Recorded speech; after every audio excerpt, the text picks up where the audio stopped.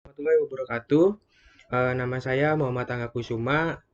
Saya dengan NPM 33311900035. Saya berasal dari Teknik Mesin angkatan 2019. Pada kesempatan kali ini saya akan membuat sebuah video tentang penjelasan dari modul bubut konvensional.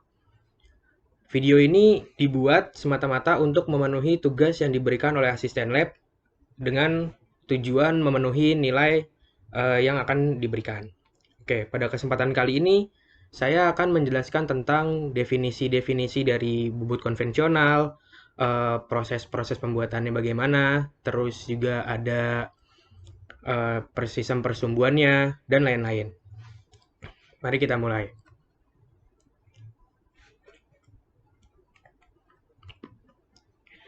Yang pertama ada definisi dari bubut konvensional. Nah, bubut konvensional merupakan salah satu contoh dari mesin alat perkakas yang ada di dalam dunia perindustrian. Pada proses pengerjaannya, mesin bubut konvensional ini bergerak memutar benda kerja dan menggunakan mata pahat potong sebagai alat potongnya. Mesin bubut hanya dapat memproses benda atau bahan kerja yang berbentuk silindris atau silinder. Mesin bubut ini dapat juga disebut sebagai turning machine.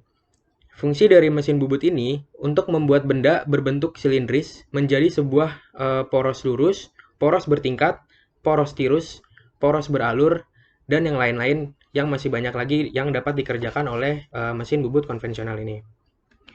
Selanjutnya ada prinsip kerja dari bubut konvensional. Nah, pada dasarnya prinsip kerja dari mesin bubut konvensional ini yaitu adalah poros dari spindle akan memutar benda kerja sehingga memutar roda gigi yang ada pada poros. Selanjutnya, roda gigi penghubung putaran akan diteruskan kepada roda gigi poros ulir. Lalu, putaran diubah menjadi gerak pada peretan atau support. Dan selanjutnya, pisau dikenakan atau pisau mengenai benda kerja. Nah, pada saat pisau mengenai benda kerja ini, terjadi atau terbuat sayatan-sayatan yang nantinya akan membuat benda dan akan membentuk benda tersebut. Selanjutnya ada sistem persumbuan. Seperti yang dapat kita lihat pada gambar pada layar atau pada tampilan ini, bahwa sistem persumbuan dari mesin bubut ini terdapat dua sistem persumbuan atau terdapat dua aksis, yaitu yang pertama sumbu X dan sumbu Z. Sumbu-sumbu ini akan bergerak secara melintang atau memanjang, yang nantinya berfungsi untuk menggerakkan benda agar mengenai mata pisau dan membentuk sebuah benda kerja tersebut. Oke, yang selanjutnya yaitu adalah bagian-bagian utama dari mesin bubut konvensional. Nah, pada kesempatan kali ini saya akan hanya menyebutkan apa itu bagian-bagian utamanya dan apa saja bagian utama dari mesin bubut tersebut. Yang pertama ada kepala tetap. Yang kedua ada kepala lepas. Yang ketiga ada pemegang pahat. Yang keempat ada apron. Dan yang terakhir ada tuas pengendali sebagai kontrol dari pengendali spindle atau meja supaya nantinya bergerak. Yang kelima ada parameter utama dari mesin bubut konvensional ini. Nah, parameter dari mesin bubut konvensional ini terdapat 3. Seperti yang dapat kita lihat pada layar, terdapat 3 parameter utama. Yang pertama ada kecepatan putar spindle atau speed. Terus yang kedua ada jarak pemakanan. Yang ketiga ada kedalaman pemakanan. Yang selanjutnya adalah macam-macam mata pisau pahat potong. Yang pertama itu ada pahat alur, yang kedua ada pahat chamfer, yang ketiga ada pahat rata, yang keempat ada pahat muka atau facing, yang kelima ada pahat potong, dan masih banyak lagi yang lain-lainnya yang tidak bisa saya sebutkan di sini. Nah, untuk yang selanjutnya ini adalah proses pembubutan pada bahan yang diberikan oleh asisten laboratorium sesuai dengan framework instruction yang diberikan kepada saya. Nah, pada kesempatan kali ini, kita menggunakan benda pejal yang berbahan dasar aluminium yang nantinya akan dibentuk seperti instruksi yang diberikan.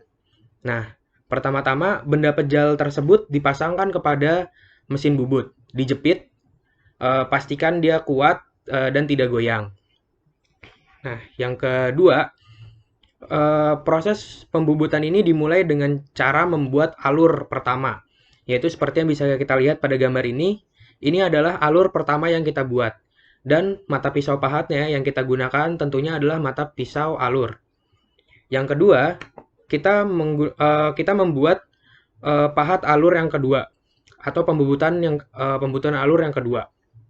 Nah, di sini kenapa kita membubut alur lagi? Karena itu biar pengerjaannya itu lebih efisien supaya tidak terjadi pergantian mata pisau pahat potong yang berulang-ulang yang nantinya akan memakan waktu yang lebih lama. Proses pembubutan yang selanjutnya yaitu adalah proses pembubutan rata atau proses pembubutan muka. Nah, pada kesempatan kali ini proses pembubutan yang selanjutnya adalah pada bagian tengah. Pada bagian tengah ini, dari diameter 60 mm, kita kecilkan jadi diameter 50 mm. Nah, habis dari kita kecilkan dari 60 ke 50, selanjutnya kita melakukan pembubutan rata yang kedua. Nah, pembubutan rata ini juga menggunakan mata pahat pisau rata. Jadi kita ganti pakai mata pisau pahat rata dari mata pisau pahat alur. Nah, seperti ini yang kedua, dari 60 hingga ukuran seperti ini.